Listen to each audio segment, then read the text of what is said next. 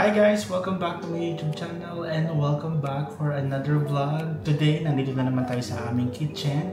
And for today's vlog, magluluto po tayo ng chicken feet adobo or paan ng manok. Adobo paan ng manok para sa ating dinner for tonight. So samahan niyo ako guys at magluluto tayo ng chicken feet adobo. Unang-una, so guys, pakita ko sa inyo ang ating mga rekado sa ating lulutuing chicken feet adobo. So, unang-una, meron tayo ditong 3 kilos ng chicken feet. So, balilinis na yan guys. Binili namin yan sa Western Supermarket. And then, meron din tayo ditong maraming maraming ginger. Slice ko na siya ng maliliit. Maglalagay rin tayo ng dried chilies. So, binili namin ito dito sa may Ajman na. And meron din tayong red pepper. Of course, dato puti vinegar, silver swan soy sauce, and of course maglalagay rin tayo ng pamintang durog na itim.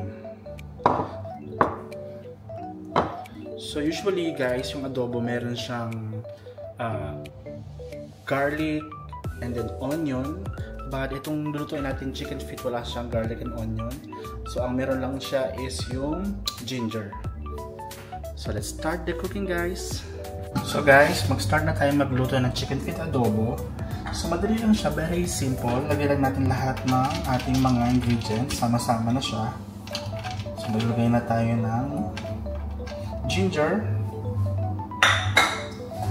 Lagyan na rin natin ang chicken feet.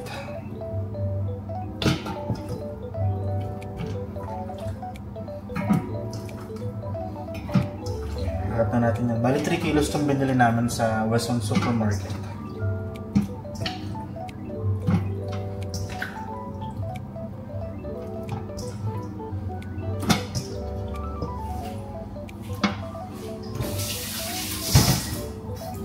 So, lagyan na natin the rest ng ginger.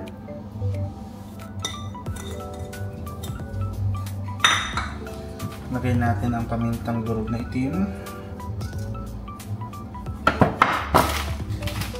Naglagay tayo ng red pepper. Ayan natin. Masarap kasi medyo manamis-namis ito eh. Then maglagay na tayo nitong dried chili. Ayan. Kunti lang din siya.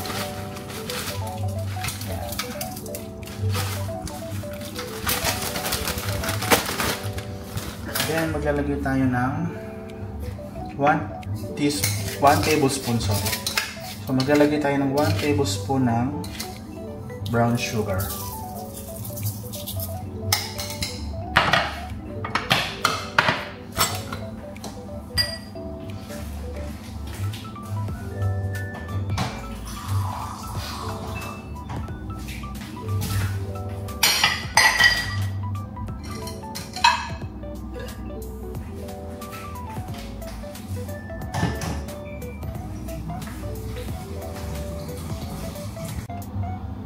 So guys, maglalagay tayo ng 1 cup ng water kasi lalabugin natin siya.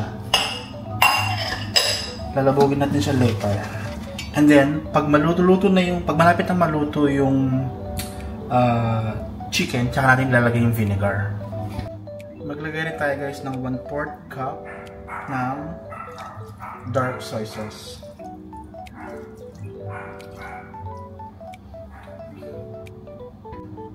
Guys, maglagay rin tayo ng 3 pieces ng red Thai chilies kasi gusto ko talaga ng sobrang anghang na adobo. So ayan, sasalang na natin siya guys. So guys, maglalagay rin tayo ng 1 cube ng chicken cube para mas malasa. Ayan.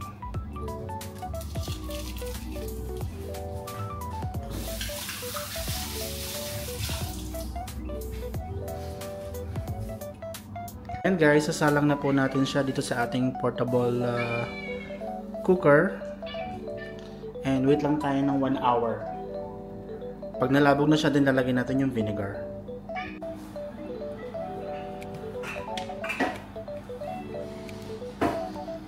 So guys, luto na ang ating chicken adobo. Chicken feet adobo.